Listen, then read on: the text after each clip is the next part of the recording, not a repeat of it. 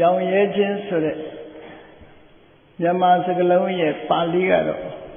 တန်တုဋ္ဌိလို့ခေါ်တယ်တန်တုဋ္ဌိဆိုတဲ့ပါဠိစကား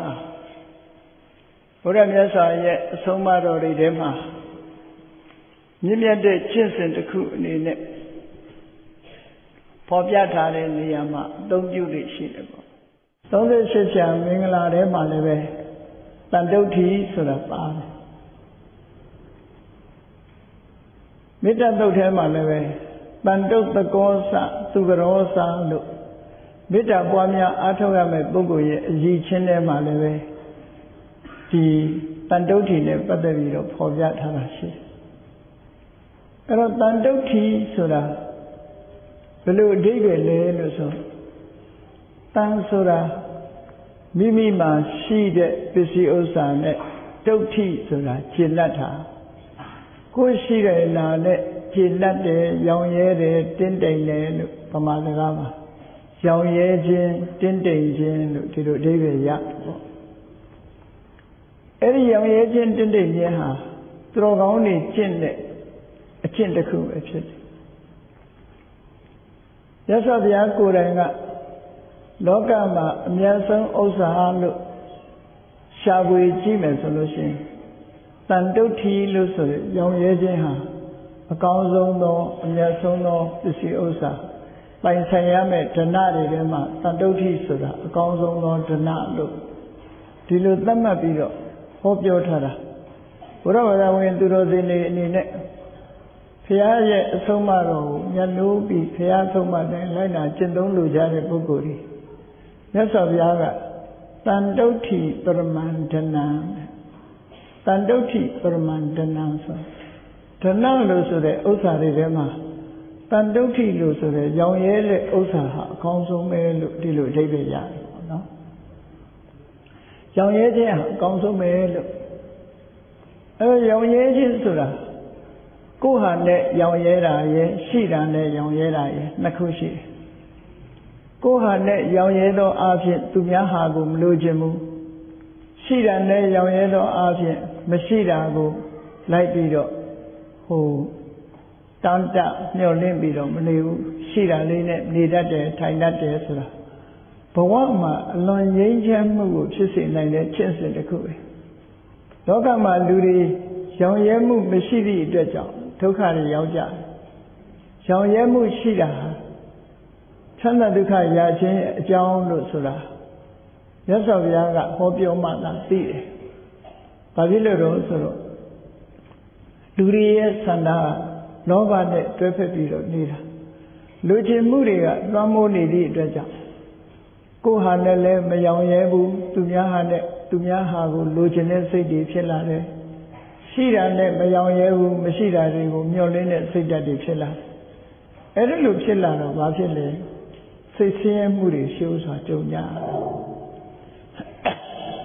အဲ့ဒီစိတ်ဆင်းရဲမှုကြုံလာတာဟာတန်တုဋ္ဌိဆိုတဲ့ရောင်ရဲမှုမရှိခြင်းကြောင့်ကြုံလာခြင်းဖြစ်တယ်ဒါကြောင့်မို့ဘဝမှာအေးအေးချမ်းချမ်းနဲ့ဘဝခရီးကိုရှောင်လန်းခြင်းနဲ့စိတ်နှလုံးအေးချမ်းစွာနေထိုင်ခြင်းနဲ့အစဉ်တပြေပြေနဲ့ပြဿနာကင်းကင်းနဲ့ဘဝမှာဘဝခရီးကိုရှောင်လန်းခြင်းနဲ့ဆိုလို့ရှိရင်တော့တန်တုဋ္ဌိဆိုတဲ့ရောင်ရဲခြင်းဆိုတဲ့တရားကိုကိုယ်တဏ္ဍာမှာဖြစ်ပွားအောင်ကြိုးစားအထောက်ကြရအောင်အဲ့ဒါကိုပဲရောင်ရဲမှုဆိုတဲ့တန်တိဋ္ဌိရှိခြင်းဟာမင်္ဂလာတစ်ပါးပဲကြီးပွားတိုးတက်တဲ့မင်္ဂလာတစ်ပါးမင်္ဂလာဆိုဒီမှာချမ်းသာဒုက္ခရခြင်းအကြောင်းတစ်ခုလို့ဒီလိုဆိုလိုတာပေါ့တပ္ပထသုထိန်ခိသန္တိဘယ်ကိစ္စမှမဆိုချမ်းသာဒုက္ခရ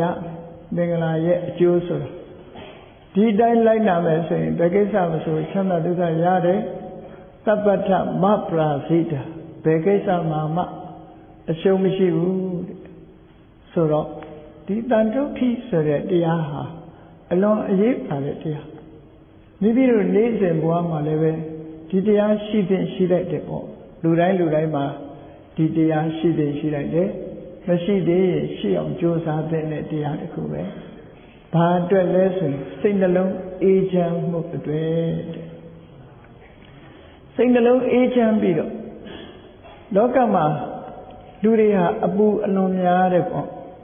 အဲ့ဒီအလွန်များနေတဲ့အပူတွေဟာထပ်ဆင့်ပြီးတော့မယောင်ရဲတာကြောင့်ပို့ပြီးတော့ပူးလာတယ်အဲ့ဒီမယောင်ရဲမှုကိုအကြောင်းပြုပြီးတော့ပို့ပြီးတော့ပူးလာတဲ့အပူတွေကိုကင်းဝေးသွားစေအောင်မြတ်စွာဘုရားကတန်တုဋ္ဌိရောင်ရဲမှုရှိရမယ်ဆိုပြီးလောကမှာပစ္စည်းဥစ္စာတွေပိုင်ဆိုင်ရင်ချမ်းသာတယ်လို့ပြောကြတယ်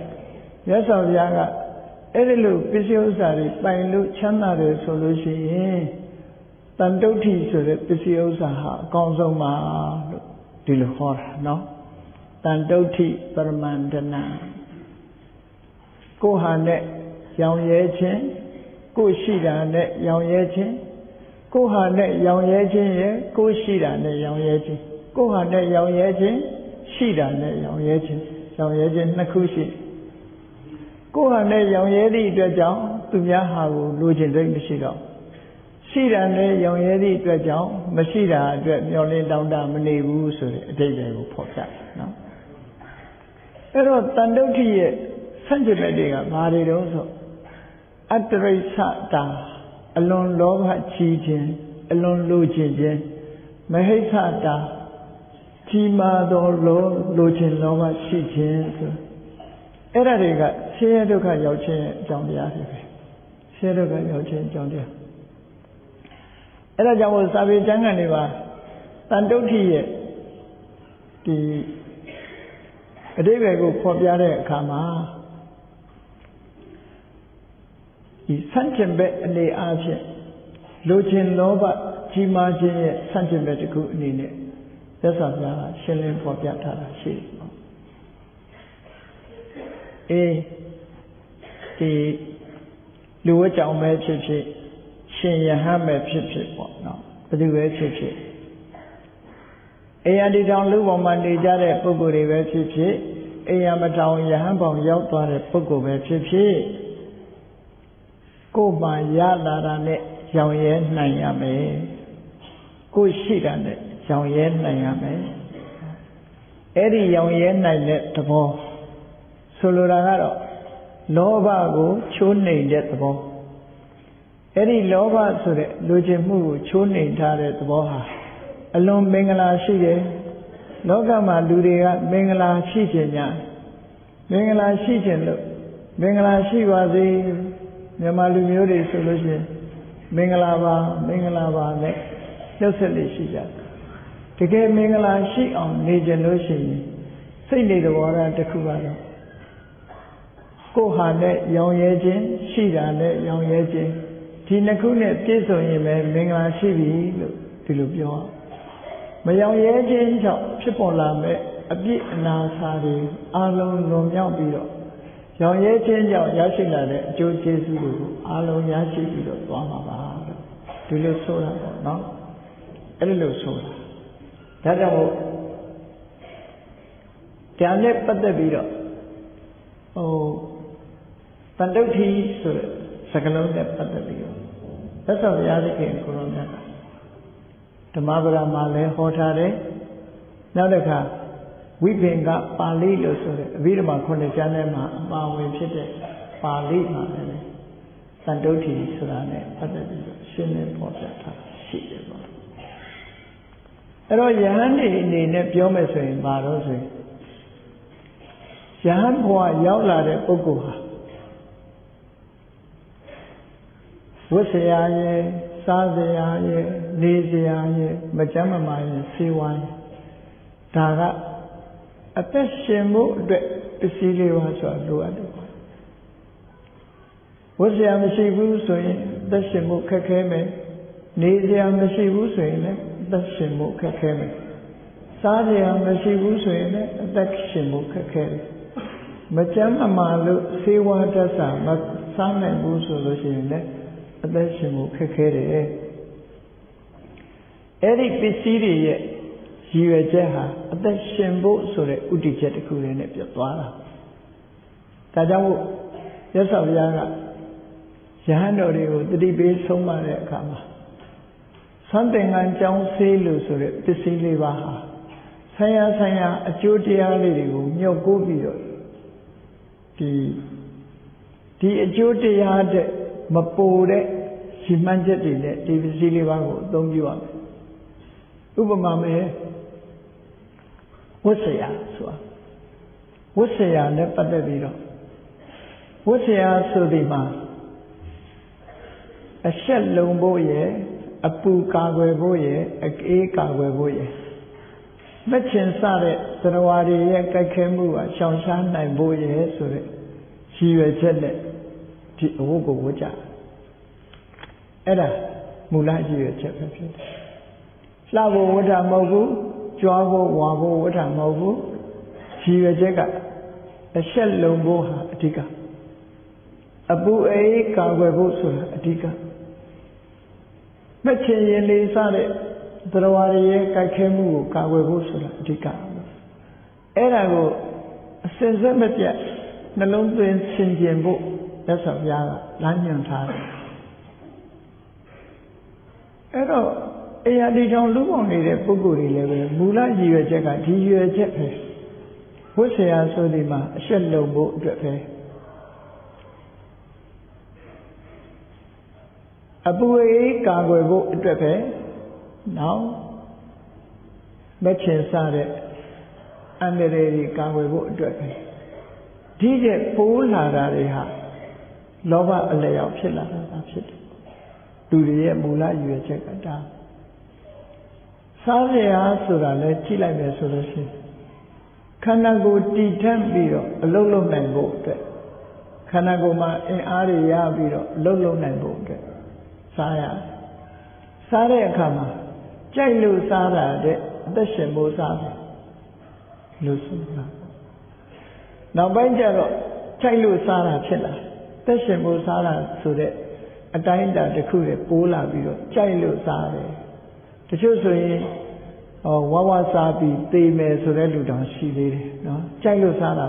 ဖြစ်သွားသက်ရှင်ဖို့စားတာမဟုတ်ဘူးမတည့်မှန်းသိပြီမဲ့လို့အေးဝဝစားပြီးသေမယ်လို့ပြောတဲ့လူတွေကဒါကတကယ်ရှိတင်ရှိလိုက်တဲ့စိတ်နေသဘောထားကိုကျော်လွန်ပြီးတော့မရှိတဲ့စိတ်နေသဘောထားတွေထားခြင်းပဲဖြစ်တယ်ပေါ့မြတ်စွာဘုရားရဲ့အဆုံးအမကကြိုက်လို့စားတာမဟုတ်ဘူးသက်ရှင်ဖို့အတွက်စားတယ်စားတဲ့အခါမှာလည်းပဲမစားလို့ရှိရင်ခန္ဓာကိုယ်အားပြတ်နိုင်တယ်မစားခြင်းကြောင့်ဖြစ်ပေါ်လာတဲ့ဝေဒနာတွေရှိတယ်အဲ့ဒီဝေဒနာတွေကိုဖယ်ရှားဖို့အတွက်စားခြင်းကြောင့်ဖြစ်ပေါ်လာတဲ့ဝေဒနာတွေကိုလည်းပဲမဖြစ်အောင်အတိုင်းအတာတစ်ခုနဲ့စားရမယ်ဒီလိုဆိုပေါ့အဲ့ဒါဟာစားခြင်းနဲ့ပတ်သက်တဲ့အဓိကရည်ရွယ်ချက်ပဲဖြစ်တယ်အဲ့ဒီအဓိကရည်ရွယ်ချက်တွေပို့သွားလို့ရှိရင်ဒါတန်တုဋ္ဌိမဖြစ်နိုင်တော့ဘူးပေါ့ပို့သွားတာမျိုးဖြစ်တဲ့နေကြနဲ့ပတ်သက်လာလို့ရှိရင်လည်းထို့တူပဲရာသီဥတုအကာအကွယ်ဖြစ်ဖို့အတွက်နေစရာဆိုတာရှိရတယ်အဲ့ဒီနေစရာကိုအကြောင်းပြုပြီးတော့အမြဲတမ်းဆင်ញင်စဉ်းစားဖို့အေးအပြင်မှာနေမယ်ဆိုရင်လေဘူးနေဘူးမိုးရွာတာတို့လေတိုက်တာတို့ဆိုတာတွေနဲ့လူမှမကြမ်းမမှဖြစ်စေတယ်အဆောက်အဦထဲမှာနေလိုက်မယ်ဆိုရင်အဲ့ဒီဒုက္ခတွေကလွတ်သွားပြီးတော့လုံခြုံစိတ်ချရတယ်ဆိုတဲ့အနေအထားမျိုးရောက်အဲ့ဒီတဲ့မပိုစေရဘူးလို့ဒီလိုဆိုတာပေါ့အေးအဲ့ဒီတဲ့ပိုးလာပြီးပို့ပြီးတော့လိုချင်လာပြီးဆိုလို့ရှိရင်ရောင်ရဲမှုဆိုတာပျက်စီးသွားတယ်ပေါ့အဲ့တော့ဘုရားမြတ်စွာရဲ့အဆုံးအမကဘဝမှာမတောင်းမတမကြောင်းမကြနဲ့စိတ်နှလုံးအေးချမ်းစွာနေနိုင်ဖို့အတွက်ဆုံးမတာဖြစ်တယ်ဒီလိုဆုံးမခြင်းကြောင့်ရရှိလာတဲ့အကျိုးအမှန်မှများပြားတယ်လောကလူတွေဟာရောင်ရဲမှုမရှိသည့်အတွက်ကြောင့်အလုပ်တွေပို့လုပ်ရတယ်အလုပ်တွေပို့လုပ်ရပြီးနောက်ဆုံးမှာပင်ပန်းနန်းလွယ်ပြီးတော့ကိုလှုပ်ထားတွေကိုအကုန်လုံးပြစ်ထားခဲ့ပြီးနော်ဘဝတစ်ခုအဆုံးသတ်သွားကြရောင်ရဲမှုမရှိသည့်အတွက်အကုသိုလ်တွေနဲ့လုံးပန်းပြီးလက်ပန်းကျပြီးတော့ဘဝခရီးမှာငြိမ်းချမ်းမှုတွေဆုံးရှုံးသွားနိုင်တယ်ပေါ့ဒါကြောင့်မို့မြတ်စွာဘုရားရဲ့အဆုံးအမကိုတိုင်းတာကျင့်သုံးကြတဲ့သူတော်စင်သူတော်ကောင်းအပေါင်းတို့အနေနဲ့ကတော့ Tantuti Paramantana Do Painsaine Pisiosa Ridema Yaoye Musure Pisiosa Consume Surau Sitema Sosane Matabi Laina Jamu Kona Diniama Taditazia Dekua Yaoye Musuraha Yotri Biro Torata de Kushi The Chura Yaoyera Mogu Alologa Mapiena Piena le Yaoyera Madu Yaoyera Piena Madu The Chura Pieno Melochina who Yaoyera Ludidotin Yaoyera Mogu The Chura le David Account Loere Yaoyet Tinte Neluchin Logaji Totema Mogu Tantuti so that Yaoyemu Shini, Shiralina Yaoyeme, Kuhalina Yaoyeme solution,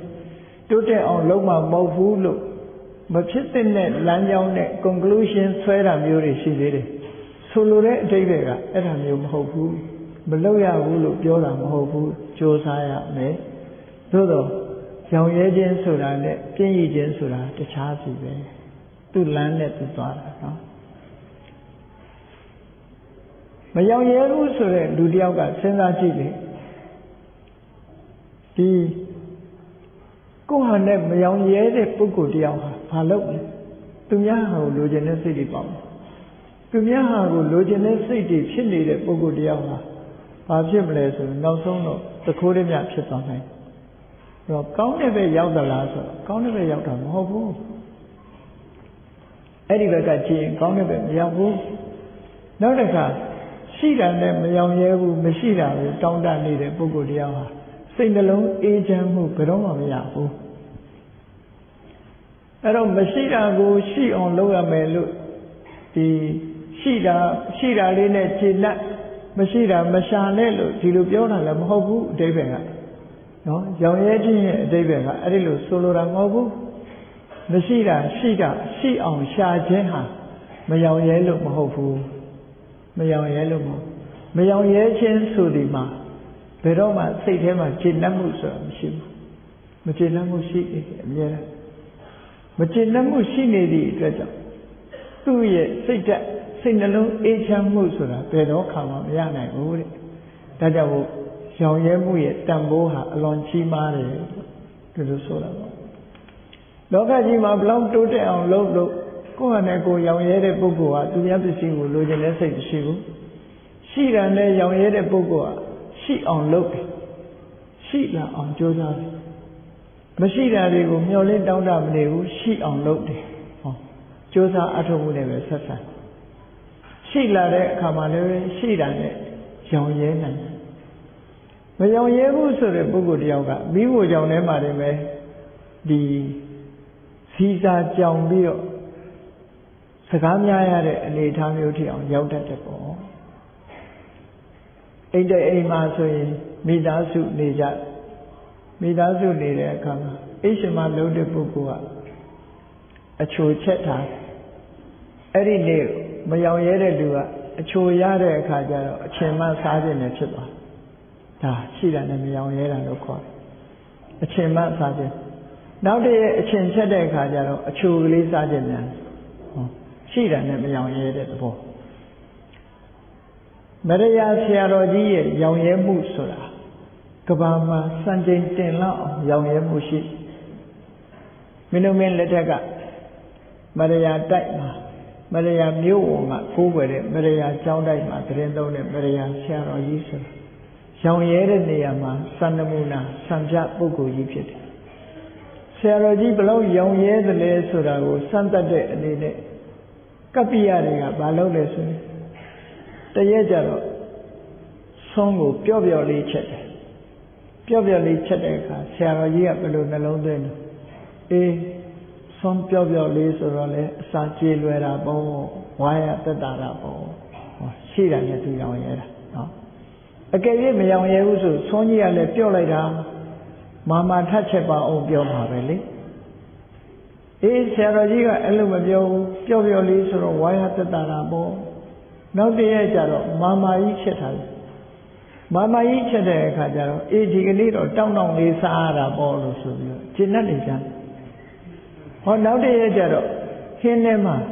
စားတွေခတ်လေးလေးခတ်လိုက်တယ်စားငံတယ်ဆရာတော်ကြီးကဗာပြောပြန်လဲလို့ဆိုရင်အေး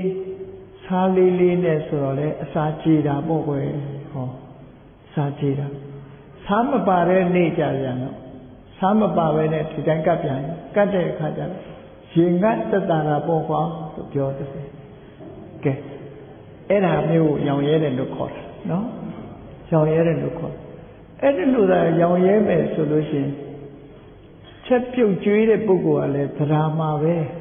မရောင်ရဲဘူးဆိုရင်ကြီးထူတယ်ဆိုပြီးတော့ဒီမိဘရဲ့မိခင်ကတောင်မှကိုယ့်ရဲ့မိခင်တွေကတောင်မှပဲသဒ္ဓါမှုပြတ်သွားနိုင်တယ်ပေါ့ဒါကြောင့်မို့ရောင်ရဲခြင်းဆိုတာလွန်တမိုးရှိတယ်လို့သက်ဆောင်ရဒီလိုဟောတာအဲ့ဒီအဓိပ္ပာယ်ကိုယူရအဲ့ဒီအဓိပ္ပာယ်မယူဘဲနဲ့ပြည့်ရခြင်းနဲ့ရောင်ရဲခြင်းကိုသွားပြီးတော့ရောထွေးမပြစ်နိုင်နဲ့နော်ပြည့်ရခြင်းနဲ့ရောင်ရဲခြင်းပြည့်ရခြင်းကမရှိတာကိုရှိအောင်မလုပ်ချင်ဘူးနော်အဲ့ဒါပြင်းတာစီးပွားမရှာချင်ဘူးအလုံးမလုပ်ချင်ဘူးအဲ့ဒါရောင်ရဲတာမဟုတ်ဘူးပြင်းတာအဲ့ဒီပြင်းနေလို့ရှိရင်ကတော့ဆင်းရဲဒုက္ခရောက်ပါပဲရောင်ရဲမှုဆိုတာတော့အလုံးမော်မြတ်တဲ့တရားတစ်ခုလို့ဒီလိုမှတ်သားရအဲ့တော့ရောင်ရဲမှုရဲ့ဆန့်ကျင်ဘက်တရားကဘာလို့ဆိုလို့ရှိရင်အလိုကြီးခြင်းဆိုတဲ့ပါဠိလိုကြတော့အတ္တရိစ္ဆတာအတ္တရိစ္ဆတာဆိုအတိ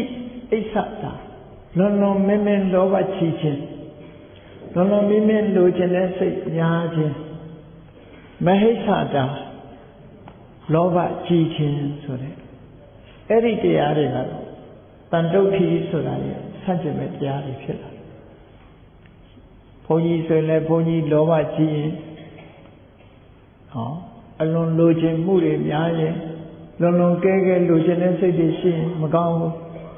လိုကြောင့်ဒီမှာလည်းပဲလွန်လွန်ကဲကဲလိုချင်တဲ့စိတ်တွေရှိရင်မကောင်းဘူးအဲ့တော့ယဟန်တန်ဃာတွေနဲ့ပတ်သက်လာတဲ့အခါမြတ်စွာဘုရားကဟောတာသံသင်္ကန်းကြောင့်စိတ်ဆိုတဲ့ပစ္စည်းလေးပါးနဲ့မိမိရလာတာလေးနဲ့မတည်လန့်လို့ရှိရင်ဟောလားဒီမလုံးတဲ့နီးနဲ့စီးပွားရှာတာမျိုးတွေဖြစ်လာတတ်တယ်လိုကြောင့်လေးအနေနဲ့မိမိမှာရှိလာတဲ့ကာမဂုဏ်တွေနဲ့မတည်လန့်ဘူး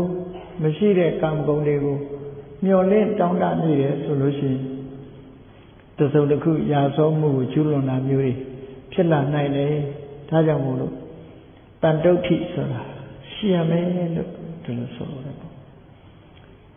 ဘာရတာလေးနဲ့ရောင်ရဲရတာလေးနဲ့ရောင်ရဲသွားလို့ရှိရင်တန်တုဋ္ဌိဆိုတဲ့မင်္ဂလာနဲ့ပြည့်စုံတယ်လို့ခေါ်တယ်ဒါကြောင့်မို့မြတ်စွာဘုရားကဒီနေရာမှာတန်တုဋ္ဌိဆိုတာနဲ့ပတ်သက်ပြီးတန်တုဋ္ဌိရဲ့လက္ခဏာကိုရှင်းပြတဲ့အခါမှာတက္ကနာဘီနော်ကိုရှိတာနဲ့မကျေနပ်လို့ရှိရင်အတ္တန်တုဋ္ဌိမယောင်ရဲခြင်းပရလာဘပဋ္ဌနာမယောင်ရဲတဲ့ပုဂ္ဂိုလ်ဟာကိုရှိတာနဲ့မယောင်ရဲတဲ့ပုဂ္ဂိုလ်ဟာသူများဟာကိုလိုချင်တယ်ဆိုတာဖြစ်လာအဲ့တော့ကိုရှိတာနဲ့မယောင်ရဲဘူးသူများဟာလိုချင်လာတဲ့ပုဂ္ဂိုလ်မျိုးကိုဘာခေါ်လို့ဆိုရင်အလွန်လောဘကြီးသူအတ္တရိစ္ဆလို့ဒီလိုခေါ်လာအတ္တရိစ္ဆတာအလွန်လောဘကြီးတဲ့စိတ်ဓာတ်ရှိတယ်ဒီလိုဆိုတာပေါ့အဲ့ဒါလို့လွန်လောဘကြီးတဲ့ပုဂ္ဂိုလ်တယောက်ဟာနောက်ဆုံးမှာဆင်းရဲတွင်နဲ့သွားတတ်တယ်တော့အဲ့ဒီမှာအလွန်လောဘကြီးတဲ့မယောင်ရဲတဲ့ပုဂ္ဂိုလ်ရဲ့အနေအထားတစ်ခုဒီအထက်ကထာကရှင်းပြထားတာလေးကအလွန်မှတ်သားစရာကောင်းတယ်ပေါ့အလွန်လောဘကြီးပြီဆိုတဲ့ပုဂ္ဂိုလ်တယောက်ဟာတဲ့ကိုရတဲ့ဟာကောင်းတာပဲဖြစ်စေတစ်ဖက်သားရတာတော့မကောင်းဘူးလို့ထင်တယ်သူကနော်မယောင်ရဲတဲ့ပုဂ္ဂိုလ်ကိုရတာနဲ့သူရတာကိုအများနဲ့နှိုင်းယှဉ်ကြည့်တယ်အလုံးပစ္စည်းကိုဝေပေးတဲ့အခါမှာကိုရတာနဲ့သူရတာကိုဟာဘလောက်ကောင်းကောင်းတစ်ဖက်သားဟာကပိုကောင်းတယ်လို့ထင်နေတယ်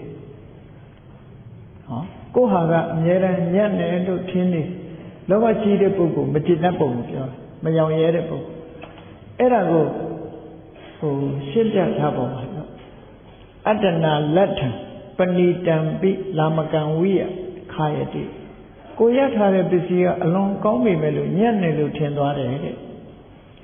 ပရိဏလတ္ထလာမကံပိပဏိတံဝိယခာယတိသူတော်ဘာကြားထားတာအညံ့ဖြစ်ပြီမဲ့လို့ပိုကောင်းတယ်လို့ထင်တယ်တဲ့အဲ့ဒါလောဘကြီးတဲ့ပုဂ္ဂိုလ်ရဲ့သွင်ပြင်ပဲအဲ့ဒါကိုဒီမယောင်ရဲသူရဲ့အဓိပ္ပာယ်ကိုသရုပ်ဖော်ထားတဲ့ပုစကတ်လေးတစ်ခုပုစကတ်လေးတစ်ခုမှာဗာရေးထားတော့ဆိုခြံနဲ့ခြံဟိုဘက်ခြံနဲ့ဒီဘက်ခြံအလဲကောင်မှာစီယိုကြီးခတ်ထားခြံစီယိုခတ်ထားဟိုဘက်ခြံမှာလည်းမြက်တွေကစိမ့်နေအောင်စိုက်ထားတယ်ဒီဘက်ခြံကလည်းမြက်တွေစိမ့်အောင်စိုက်ထားတယ်မြင်းနှကောင်ထားတယ်ဟိုဘက်ကမြင်းနှကောင်ဟိုဘက်ခြံမှာမြင်းနှကောင်ဒီဘက်ခြံကမြင်းနှကောင်အဲ့ဒီမြင်းနှကောင်မှာကိုရှိတဲ့မြက်စားမလားလို့ဆိုမဟုတ်ဘူးဟိုဘက်ခြံက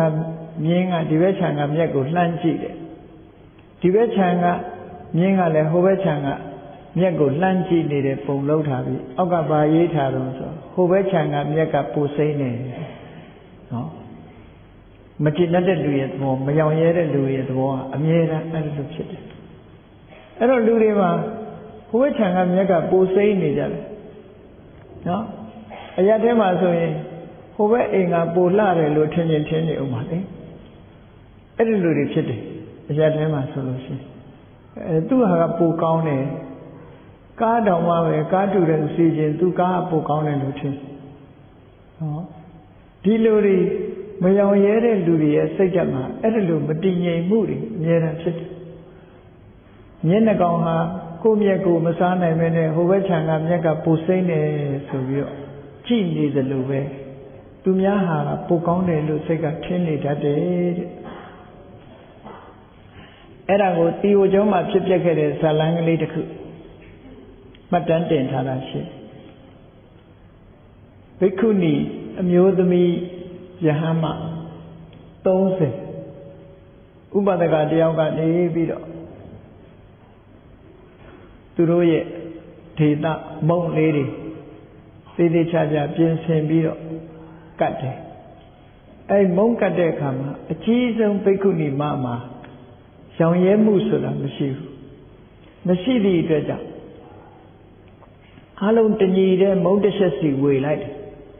မုံတစ်ချက်စီဝေတဲ့အခါကျတော့အဲ့ဘိက္ခုနီမကသူရတဲ့မုံကအမြဲတမ်းသေးနေတယ်နော်အမြဲတမ်းသေးနေတဲ့အခါကျတော့လဲတယ်သူ့အောင်ကဘိက္ခုနီမနဲ့လဲလိုက်တယ်အဲ့ဒါယူလိုက်တယ်အဲ့ဒါလည်းသေးတော့နောက်တစ်ယောက်နဲ့လဲနောက်တစ်ယောက်နဲ့လဲနောက်တစ်ယောက်နဲ့လဲနောက်ဆုံး30စီသွားတဲ့အခါကျတော့သူပထမရတဲ့မုံရှက်ပဲသူ့စီပြန်ရောက်လာတဲ့နော်မကြည်တတ်တာမုံရှက်ကိုသူ့ဟာနဲ့လဲသူ့ဟာနဲ့လဲနောက်ဆုံးကြတော့သူ့လက်ထဲမှာငကိုရှိတဲ့မုံပဲသူပြန်ရတယ်တဲ့မကြည်တတ်ပုံကိုပြောပြအဲ့ဒီဇာလံလေးတစ်ခုနဲ့ပြောအဲ့တော့ရောင်ရဲမှုမရှိဘူးဆိုတာအဲ့ဒါမျိုးပဲအဲ့ဒါမျိုးကိုဆိုလို့တယ်ဟောနောက်တစ်ခုကတော့ဗာရဏသီမင်းရဲ့ဇာလံကိုဖော်ပြထားတာရှိတယ်ဗာရဏသီမင်းကြီးဟာတောလဲပြီးတော့တောထဲမှာသားကောင်တွေကိုတတ်ဖြတ်လို့အသားကိုလက်ဆက်ဆက်กินပြီးတော့စားတာကိုသူသဘောကျတယ်သူ့မိဖုရားနဲ့သူနဲ့ဓာတ်တွေလှမ်းနေလေးတွေယူပြီးတော့တောထဲထွက်လာအဲ့ဒီတောထဲထွက်လာပြီးတော့တောလဲရင်ကနေသူဘာတွေ့တော့ဆိုကိန္ဒရာမလေးတစ်ကောင်ကိုတွေ့ခုခေတ်တော့ကိန္ဒရာဆိုလို့ရှိရင်တော့အယုတ်သေးပဲရှိတာမမြင်ရတော့ဒီမျိုးဆက်တွေကပျောက်သွားတာလည်းဖြစ်မှာဒီမျိုးနွယ်တွေက species တော့တကယ်တောနဲ့ကြီးတွေတော့ရှိကောင်းရှိတယ်အဲ့ဒီကိန္ဒရာမမြင်လိုက်တဲ့အခါကျတော့ကိုယ်နဲ့အတူပါလာတဲ့မိဖုရားကိုမိတ်ပြထားခဲ့ပြီးတော့ကိန္ဒရာမနောက်လိုက်သွားလိုက်တဲ့အခါကိန္ဒရာဆိုတာတောလဲပြန်ပြီးတော့နောက်ဆုံးကျတော့ပြန်တက်သွားတယ်ပြန်တက်တော့ဘုရင်ကြီးဟာကိန္ဒရာမလည်းမမိလိုက်ဘူးသူ့နေရာပြန်လာတဲ့အခါကျတော့သူ့မိဖုရားကလည်းသူ့ကိုစွန့်သွားပြီဆိုပြီးတော့တ တောထဲမှာတရားကျင့်နေတဲ့ယသိတွေစီသွားလို့ဇံပင်ကြီးတွေသူတို့စီကနီးခံပြီးတော့တရားကျင့်လိုက်မိဖုရားကလည်းယောဂီသူတော်စင်ဖြစ်သွားပြီတရားကျင့်လို့ဇံတွေရဘုရင်ကြီးပြန်လာတဲ့အခါကျတော့အကန့်မခံတော့ဘူးကောင်းကင်ကနေပြန်ပြီးတော့ဟိမဝန္တာတောင်သွားအဲ့တော့အဲ့ဒီဘုရင်ကြီးဟာကိုယ်ရှိတာနဲ့မကျေနပ်တဲ့အတွက်ကြောင့်နန်းတော်ကနေဆင်းပြီးတော့နော်ဘုရင်ဆိုတာနန်းတော်မှာကောင်းမေဆိုတာဒီစားရရဲ့တဲ့မကျေနပ်တော့တော်တယ်လာတဲ့အခါလဲကုမိဖုရားရှိရတဲ့နဲ့မကျေနပ်တော့ကိန္ဒရီမနောက်လိုက်နောက်ဆုံးမှာကိန္ဒရီမလည်းမရလိုက်ဘူးလက်ရှိမိဖုရားကလည်းလွတ်သွားဟောနှစ်ခုလုံးဆုံးရှုံးသွားတယ်လို့ဒီလိုဆိုဒါက950မှာပါတယ်ရောင်ရည်မှုမရှိတဲ့အပြစ်ပြောပြမွေပါဠိဆုံးသားလိဆုံးဆိုတာနှစ်ခုစလုံးဆုံးသွားအဲ့ဒီအဖြစ်မျိုးကိုလည်းကြုံရတတ်တယ်လို့ဒီလိုဆိုတာနောက်တစ်ခုကတော့950မှာပဲပုံဝတ္ထုလေးတစ်ခုအနေနဲ့ဖော်ပြထားတယ်ကတ္တဗမြတ်စွာဘုရားလက်ထက်မှာဂရီ40ကျွယ်ဝတဲ့တထေသာသူ့နာမည်ကမိတ္တဝိနကလို့ခေါ်တယ်သူ့အမေကြီးကသောတာပန်သူ့သားလေးကိုလိမ္မာစေခြင်းနဲ့ဖះကြောင်လွတ်တယ်တရားသွားနာခိုင်းတယ်မသွားဘူးနောက်ဆုံးကြတော့ငွေ1000ပေးပြီးတော့တရားနာခိုင်းအဲ့ဒီခါကျကျောင်းလွတ်လိုက်တယ်ငွေ1000ရခြင်းနဲ့ဇောနဲ့ကျောင်းသွားတယ်သွားပြီးတော့တရားနာလားလို့ဆိုမနာဘူးတရားကမကြားရတဲ့နေရာမှာပိတ်အိပ်ပြီးတော့နာနဲ့လင်းတဲ့အခါအိမ်ပြန်လာအိမ်ရောက်တဲ့အခါကျတော့သူ့အမေကဝန်ခံထားတဲ့ငွေ1000အရင်တောင်းပြီးမှသမင်းစားငွေလေး1000ရလာတဲ့အခါကျတော့ဥစ္စာလောဘနဲ့သူ့အမေကိုပြောတယ်သူဟာဒီငွေ1000အရင်ကြီးလုပ်ပြီးတော့ပင်လယ်ခရီးမှာကုန်တယ်တွေနဲ့လိုက်သွားပြီးကုန်ကူးမယ်လို့ပြောတော့သူ့မိကငါသားမင်းဟာသားတယောက်တည်းပဲငါတို့အိမ်မှာဂရေ40တောင်ရှိတာဘယ်သူမှသုံးမဲ့လို့ရှိတာမဟုတ်ဘူးမင်းမဲ့သုံးရမှာပင်လယ်ခရီးဆိုတာအလွန်အန္တရာယ်တွေများတယ်မသွားချင်ပါနဲ့ပေါ့ဖြောင်းပြတာမရဘူးဆွတ်သွားတော့အမေကြီးကရှေ့ကနေကာတဲ့အခါကျတော့အမေကြီးကိုတွန်းလှဲလိုက်တယ်ဆိုတွန်းလှဲပြီးတော့လဲချသွားတဲ့မိခင်မောင်ကကြော်ပြီးတော့ထွက်သွားတော့သူ့အမေကငါပြောလိုက်တော့ဆိုအေးနင်းအမေကိုပြစ်မှားပြီးအမေကိုကြော်သွားတာမင်းချမ်းသာများရလိမ့်မယ်လို့မထင်လေနဲ့တဲ့မင်းတို့ဒုက္ခရောက်တော့မှာပဲဆွတ်လိုက်တော့အဲ့ဒီခေတ်တုန်းကပင်လယ်ရေချောင်းကိုသွားတဲ့အခါအခုလိုစစ်တတ်ထားတဲ့သင်္ဘောတွေမဟုတ်သေးဘူးရွက်လေနဲ့သွားတဲ့ရွက်အားနဲ့သွားတဲ့သင်္ဘောတွေတခါတည်းပင်လယ်ခရီးဆိုတာ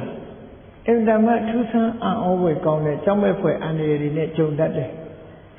သူတို့ရွက်လွှင့်သွားတဲ့သင်္ဘောကြီးက9ရက်ပြည့်တဲ့အခါကျဒီရှေ့ကိုမသွားလို့မရတော့ရပ်တန့်ပြီးတော့သွား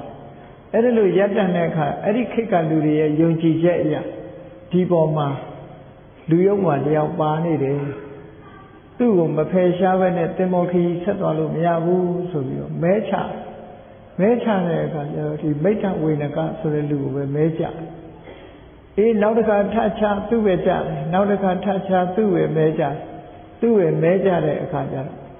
သူ့ကိုဝါဖောင်လေးတစ်ခုဖန်တီးပြီးတော့အဲ့ဒီဝါဖောင်လေးပေါ်တင်ပြီးတော့သင်္ဘောပေါ်ကသူ့ကိုချပစ်ထားခဲ့ကြတယ်သင်္ဘောသားတွေအလုံးဒုက္ခမရောက်အောင်သူ့ကိုပင်လယ်ထဲစွန့်ပစ်ပြီးတော့သူလည်းသင်္ဘောကခွာလိုက်ရောသင်္ဘောကြီးကအလိုလျောက်ရွေရှားသွားတယ်ဟောအခုတို့များအဲ့ဒါလိုဖြစ်တတ်တယ်အဲ့တော့သူကဝါဖောင်လေးနဲ့မျောတော့ပင်လယ်ထဲကကျွန်းတကျွန်းသွားရောက်တယ်ကျွန်းတကျွန်းသွားရောက်တဲ့အခါကျတော့အဲ့ဒီကျွန်းပေါ်မှာဝေမာနိကပြိတ္တာမရှိခုခေတ်လို့ဆိုရင်တော့သစီတွေပေါ့ဝေမာနိကပြိတ္တာနေခံညဆံဆိုတဲ့တစ်ချိန်မှာချမ်းသာဒုက္ခခံစားရပြီးတစ်ချိန်မှာဆင်းရဲဒုက္ခခံစားနေရတဲ့ပြိတ္တာမျိုးတွေနဲ့သွားတွေ့တော့အဲ့ဒီပြိတ္တာမတွေရဲ့ဆောင်းရှောက်မှုနဲ့သူကနေတာသူစိတ်ထဲမှာဘယ်လိုထင်လို့ဆိုရင်အေးကြာတော့ပြင်းလာတယ်သူတို့၄ယောက်နဲ့ငါမနေချင်ဘူးဒီတဲ့ကောင်းတဲ့နေရာငါတွေ့ပါပဲဆိုပြီးတော့သူစီးလာတဲ့ဝါဖောင်လေးနဲ့ပဲဆက်မျောတယ်ဆက်မျောတော့ကားလျော်ဆိုတာနောက်တစ်ချွန်းရောက်တဲ့အခါကျတော့ ပြိတ္တာမှာ8ယောက်နဲ့တွေ့ပြန်အဲ့ဒါလိုနဲ့နောက်ဆုံး32ယောက်ထိအောင်သူတွေ့အဲ့ဒါလို32ယောက်နဲ့သူတို့ကစိတ်ဓာတ်တွေကဒီတပတ်ချမ်းသာဒုက္ခခံစားပြီးနောက်တစ်ပတ်ဆင်းရဲခံကြဒုက္ခဝုခံရတယ်အကုသိုလ်ကံတွေဝုခံအဲ့ဒီမှာသူ့ကို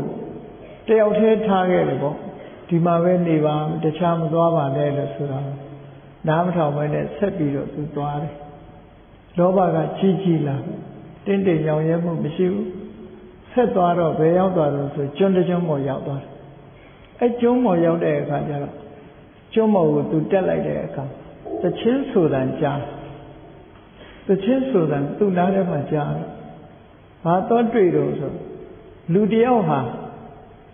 နတ်စန္ဒကူနန္တာတွေလိမ့်ချမ်းပြီးတော့ခုံပေါက်ပြီးတော့တချင်းဆိုတာခုခေတ်စတေရှိုးကနေတယ်လို့ပဲနေမှာပေါ့နော်အဲ့ဒီလူခေါင်းပေါ်မှာလည်းပဲကြာပန်းကြီးပန်ထားပြီးတော့တချင်းဆိုနေတဲ့လူတယောက်ကိုသူသွားတွေ့တယ်တကယ်တော့သူဟာမျက်စိတွေလဲသွားတာမျက်စိလဲသွားတော့သူထင်တဲ့လူကတချင်းဆိုနေတာမဟုတ်ဘူးအမလီဒုက္ခဆိုပြီးတော့အော်ဟစ်ငိုကြွေးနေတာအဲ့ဒါကိုသူကတချင်းဆိုတယ်လို့ထင်တယ်သူ့ခေါင်းပေါ်မှာတင်နှုံးဆက်ကြီးကခေါင်းကိုလှီးပြတ်နေတာကိုသူ့စိတ်ထဲမှာကြာပန်းကြီးပန်ထားတယ်လို့ထင်တယ်အဲ့ဒီတင်နှုံးဆက်လှီးပြတ်ခြင်းကြောင့်ခေါင်းကသွေးတွေရဲရဲကျနေတာကိုစန္ဒကုနန္တာတွေလိမ့်ထားတယ်မိတ်ကတ်တွေလိမ့်ထားတယ်လို့သူ့စိတ်ထဲမှာထင်လာထင်လိုက်တဲ့အခါမှာသူကအဲ့ဒီလူနာသွားပြီးတော့လောကမှာတော့ဒီလူဟာအပျော်ဆုံးနေမှာပဲသူခေါင်းပန်ထားတဲ့ကြာပန်းကြီးကလည်းလှလိုက်တာလိမ့်ထားတဲ့စန္ဒကုနန္တာတွေကလည်းပဲရဲမဲ့လို့လမ်းနေတာပဲလို့ဆိုသူကအဲ့ဒီလူကိုတကယ်ချင်းမင်းဟာလောကအပျော်ဆုံးနေမှာပဲမင်းခေါင်းပေါ်ကကြာပန်းကြီးငါပေးပါလားတောင်းတာအဲ့တော့ဟိုလူကအငိုရက်ပြီးတော့သူ့ကိုပြောတယ်ဟေးလူမင်းဒါကြာပန်းမဟုတ်ဘူးငါဒုက္ခရောက်နေတာဒါကြာပန်းမဟုတ်ဘူးငါဒီမဲ့သွေးတွေကျပြီးတော့တင်လုံးဆက်ကငါခေါင်းကဖြုတ်လို့မရအောင်ငါ့ကိုလှိဖြတ်နေတာဆိုတာမင်းငါမပေးချင်လို့လိမ့်တာပါလို့ပြောတော့ဟိုလူကစဉ်းစားတယ်ငါကျွတ်ချိန်တန်းလာပြီနဲ့တူတယ်ဒီလူလဲငါလို့အမေစော်ကားလာတဲ့ပုဂ္ဂိုလ်ဖြစ်လောက်တယ်ကဲအဲ့ဒါလို့ဆိုရင်မင်းလိုချင်တယ်ဆိုရင်ငါပေးပါမယ်လို့ဆိုပြီးခေါင်းပေါ်ကတင်လုံးဆက်သူကလည်းကျွတ်ချိန်တန်းလာတဲ့အခါကျခေါင်းပေါ်ကတင်လုံးဆက်ကိုဆွဲချုပ်ပြီးသူခေါင်းပေါ်တင်ပေးလိုက်တယ်အဲ့ဒါလို့သူခေါင်းပေါ်လည်းတင်ပေးလိုက်ရောခေါင်းပေါ်လည်းရောက်ရောတင်လုံးဆက်မှန်သိပါတယ်သူထင်တဲ့စန္ဒကုနန္တာဆိုတာလည်းမဟုတ်ဘူးသူထင်တဲ့ကြာပန်းဆိုတာလည်းမဟုတ်ဘူးသူကပျော်လို့သချင်းဆိုနေတယ်လို့ထင်တာမဟုတ်ဘူးအမလေးအလိုလေးနော်အမလေးအလိုလေးဆိုတဲ့သချင်းဆိုနေတာအဲ့ဒါကိုပဲသူကပျော်ဆုံးလူလို့ထင်နေတာအဲ့ဒါလိုလဲသူခေါင်းပေါ်လဲတင်နှုံးဆက်ရောက်ရောအဲ့ဒီကြတော့မှသူလဲမင်းတင်နှုံးဆက်ကြီးမင်းပြန်ယူတော့လို့အော်တော့ဟိုလူကပျောက်သွားရင်မရှိတော့အရှင်လက်လက်ငရဲခံရတယ်လို့ဆိုတာမျိုးပေါ့နော်မိတ္တဝေဒကအဲ့ဒီဇလန်းကိုလည်းပဲမှတ်တမ်းတင်ထားတာကတော့ရောင်ရဲခြင်းမရှိလို့အခုလိုဖြစ်ရတာအမေကိုစော်ကားခဲ့တယ်စော်ကားရုံနဲ့မကဘူးရောင်ရဲမှုမရှိသည့်အတွက်ကြောင့်အခုလိုဒုက္ခရောက်တယ်လို့ဒီလိုဆိုတာပေါ့အဲ့ဒါကြောင့်မို့လို့အလွန်လောဘကြီးခြင်းရဲ့အပြစ်တွေအလွန်ပဲများတယ်လို့ဒီလိုဆိုတာနော်အလွန်ပဲများနောက်တစ်ခု950ဇတ်မှာပဲပင်စုပောဒထလို့ဆိုတယ်ဥပုပ်တဲ့5ဦးအကြောင်းသို့တော့အဲ့ဒီဥပုပ်တဲ့တွေကအများစုကလူမဟုတ်ဘူးတိရစ္ဆာန်တွေတိရစ္ဆာန်တွေကဝန်တကောင်ရဲ့အကြောင်းကိုရေးထားတာလေးကသူကမှတ်သားစရာတစ်ခုပေါ့ဝက်ဝန်တကောင်ကတောထဲမှာဒီအစာရည်စာရှာလို့အားမရနိုင်တဲ့အခါကျတော့နေကြော်ပြီးတော့လူပြည်လူလောကလူတွေရဲ့နယ်ပယ်တွေကိုဝင်ရောက်ပြီးတော့အစာရှာတယ်တဲ့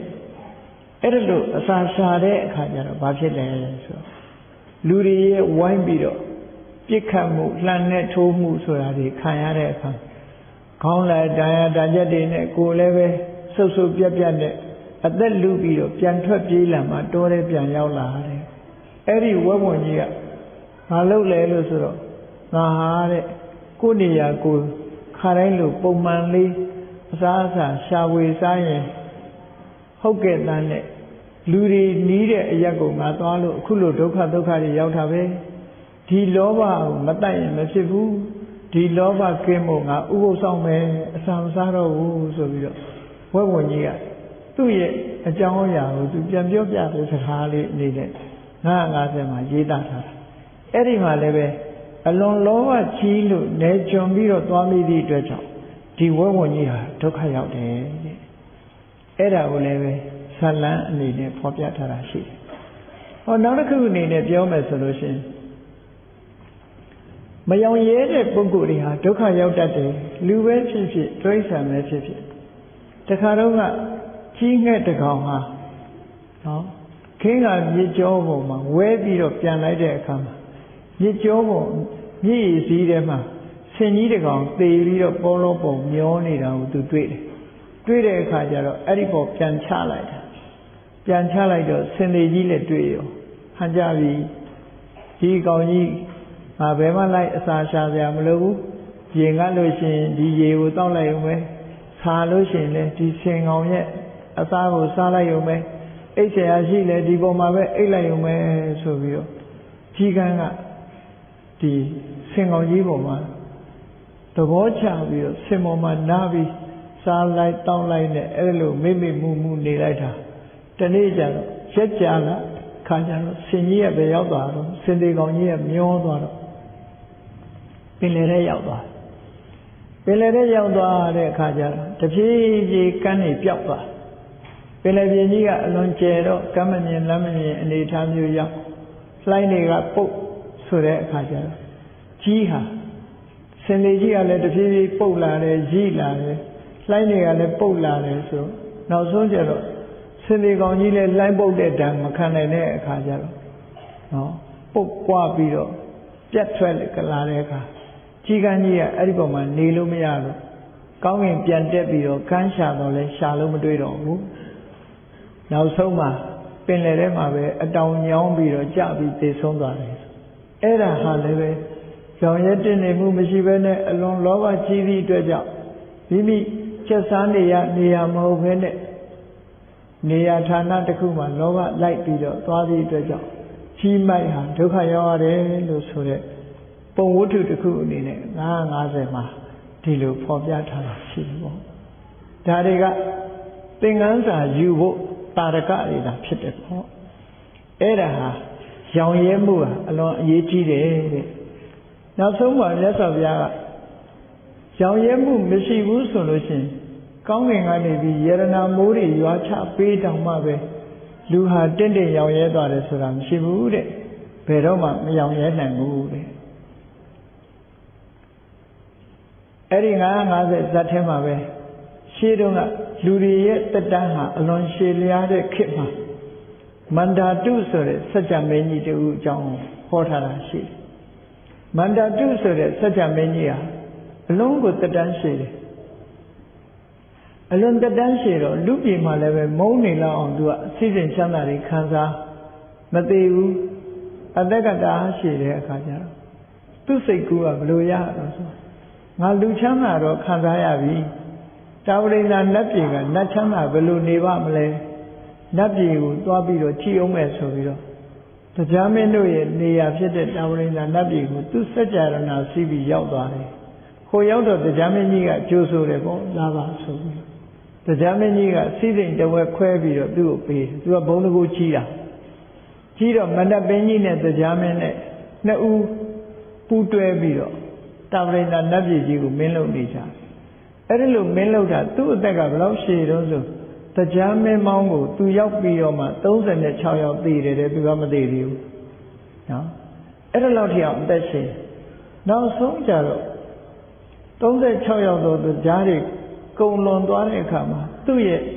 လူချင်းဆန္ဒလောဘဟာရပ်တန့်သွားလားလို့ဆိုမရပ်တန့်ဘူးဘာတွေတွေးလို့ဆိုအေး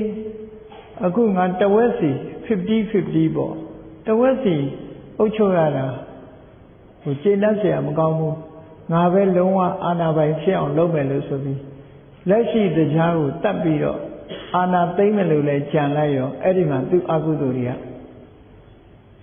ရောင်ရဲခြင်းမရှိတဲ့လောဘကြီးတဲ့အကုသိုလ်ကြောင့်သူဟာလူသားတစ်ယောက်ပဲလေဘုက္ခနဲ့ဆိုလူပြည်ပြန်ရောက်လာသူ့အကုသိုလ်ကြောင့်လူပြည်ပြန်ရောက်သွားလူပြည်လည်းပြန်ရောက်သွားရောမကြခင်ပဲသူဟာလူခန္ဓာဆဲပြီးတော့နိုင်ရဆန်သွားတယ်ဆိုတဲ့ဇာလံဟောလည်းရှိတယ်ပေါ့အဲ့ဒီမှာလည်းပဲရောင်ရဲမှုမရှိသည့်အတွက်ကြောင့်သူဟာဒုက္ခရောက်သွားတယ်မြတ်စွာဘုရားကဒေသနာတော်အနေနဲ့ဟောတဲ့အခါ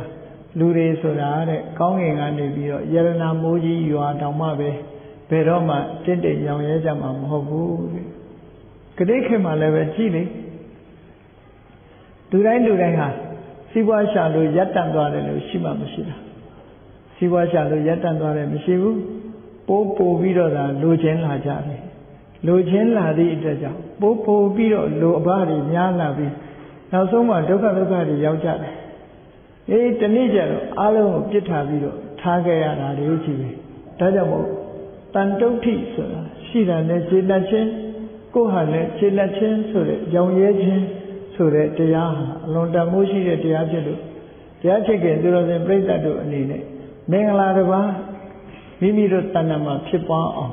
ရောင်ရဲခြင်းဆိုတဲ့မင်္ဂလာတရားကိုတော့တို့တွေရှိအောင်ကြိုးစားအားထုတ်ကြရမှာဖြစ်တယ်ဒီမင်္ဂလာရရှိခြင်းအားဖြင့်မဖြစ်တဲ့ဆင်းရဲဒုက္ခတွေမဖြစ်ဘဝမှာငြိမ်းချမ်းစွာလျှောက်လန်းနိုင်ကြမှာဖြစ်တယ်ပေါ့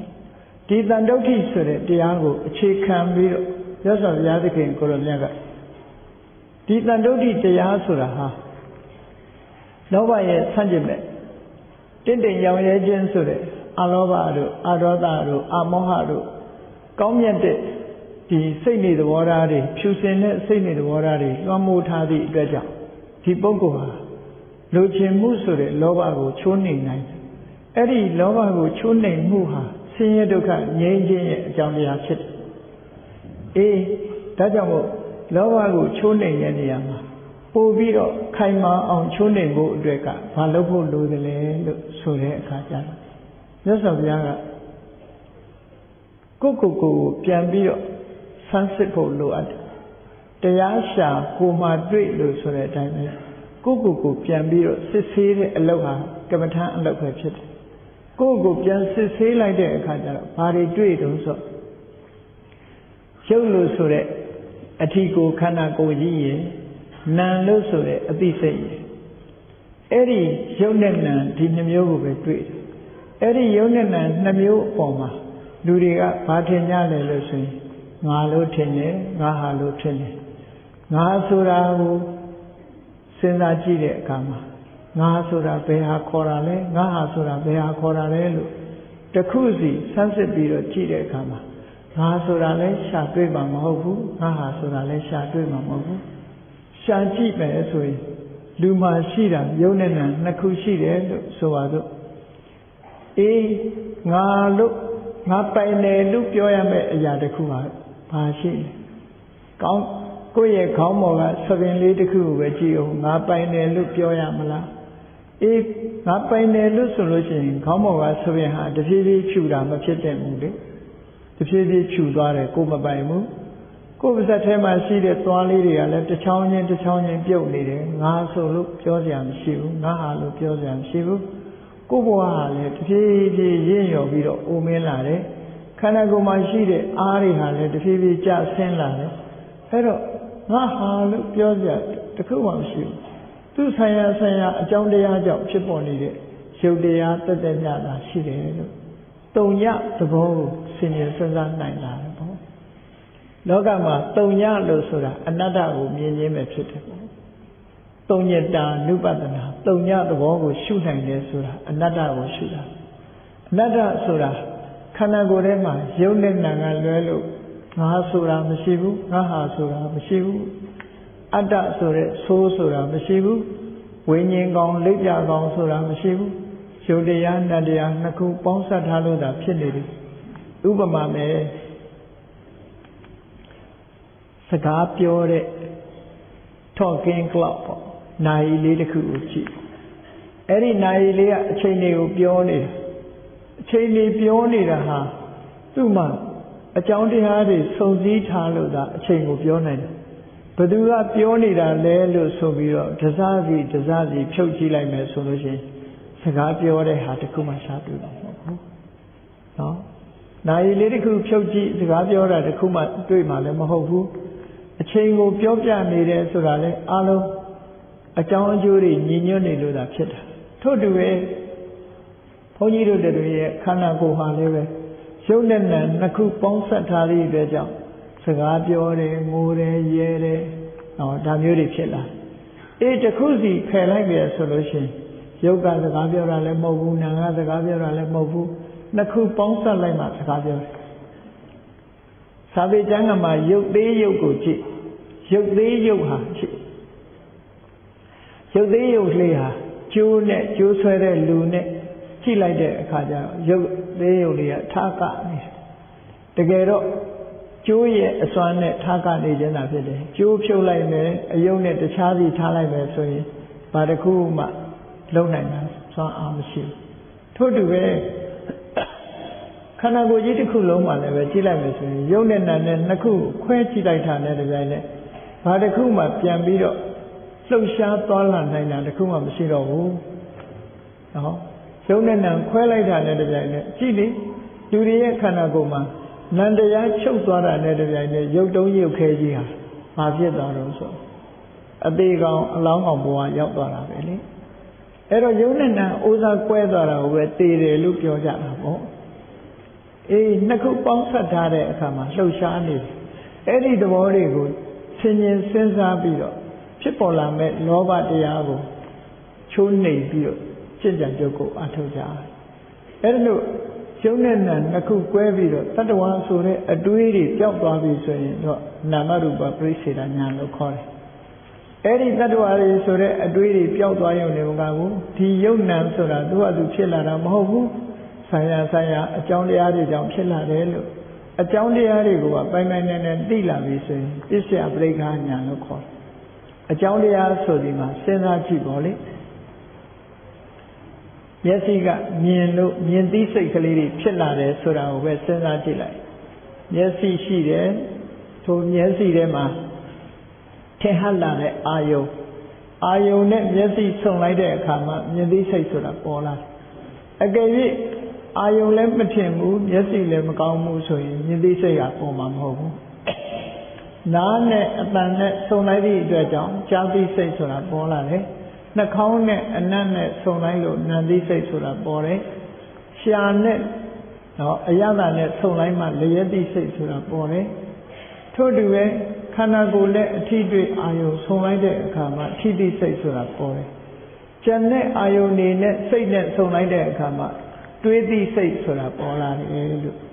oh, Saya, a John Diari. She the Kama, Pipolara. Tuga, a Mera she need a Mahobu, T. Sekalea, Kudanama, Mera, Chilida, Lemobu, she need a Lemobu, Ubama me Jibo, Soundema, Soundama, she need a Mahobu, Sound you, Sound O Tika do yet, let Tika Musore, T. Johnny, Bonson Lamana, Sound dance or a Polara Chitty. Oh, Erilu. She need a Mahodaliha, a jungle, maybe a chipola, a Jonia, a man who singing Tondala, maybe solution, Bishop Leka, Nandopoi. Shonan Nakuda, she did the Wasaram Shivu, Amahobu, Tumo Busora, Quaguajaji, the Wasure, a team, John One and Lucy, Namaruba Presidania, a mean Saint Rani Shadoja, Titi Vidoti. A Jonia would eat it, Nyanga, Bishop Leka, Nya. Eddie Bishop Brigha Nyanga, Tamayari, Jolon and Afidoja, Kenka Wittana without Dilu, Hori without Naba, Nyanabaha, the Gego Buravana, Sipshipo, the Tinyani Ya on local Chosa. Tandoti, so that young Yajimo, Chika Mido, two young Yajimo, Chipo, Sidine, Kaimia Sidine, Akulu. Taman Yango Yashi of Josa Ato Chipjenari, Tandochi Suret, Yaha, Kaimavio, the gate Duros in Duromia, Chico, Yashi Jama, Chitenu, they are chicken, Duros and break that bono. ကိုစီဘုရားမြတ်စွာရဲ့အဆုံးအမဖြစ်တဲ့တန်တုဋ္ဌိပရမန်ဒနာဆောင်ရဲခြင်းဟာပိုင်ဆိုင်တဲ့ဥစ္စာတွေထဲမှာအကောင်းဆုံးလို့ဆိုတာကိုမိမိတို့တဏ္ဍာမှာဖြစ်အောင်ကြိုးစားပြီးဘုရားဘာသာစင်စစ်ဖြစ်အောင်အတိညာဏ်နှမျိုးရရှိဖို့နေ့စဉ်နဲ့အမျှအကျင့်ကြံကြိုးကုပ်အားထုတ်တော်မူနိုင်ကြပါစေကုန်သတည်း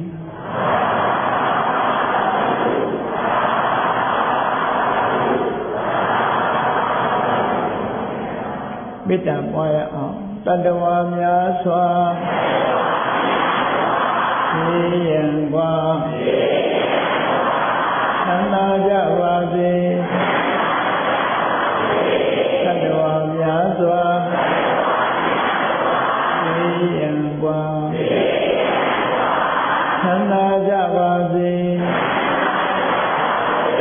မေတ္တာရေချမ်းသောငါဖြံငြိမ်းချမ်းကြပါစေမေတ္တာရေချမ်းသောငါဖြံငြိမ်းချမ်းကြပါစေသက်ရှိချမ်းသာစိတ်ချမ်းသာဝေယခန္ဓာပြည့်ပါစေသက်ရှိချမ်းသာစိတ်ချမ်းသာဝေယခန္ဓာပြည့်ပါစေဓမ္မောတရံပိဝေတဝါနဝိသာသဗ္ဗေတမုဟတာအာသရမရာတိတိဘာဝနိဗ္ဗာနံယန္တုတာရောဓမ္မောတရံလောဘဒေါသမောဟစိတ်တောင်းကင်းပြောင်းကြည်အေးတရားစေကိုပိဝိတဝါဝန္တာရှင်းပြတောက်ကြရနာကြရဘုံသောကြောင့်ဝိသတာဝေပူဇာညင်းတော်ကိလေသာဆေရတောက်ဟူသမျှတို့သည်တမုဟတပိဋ္ဌဘဲတွင်ရေမတင်ကဲ့သို့ကင်းစင်လွင်ပြောင်းပေမရောက်အောင်ပဲဖြောင်းအပ်ကုန်သည်ဟောတုစင်စစ်မသွေဖြစ်ကြပါစေကုန်သတည်းအာဇရမရအိုခြင်းလဲကွာ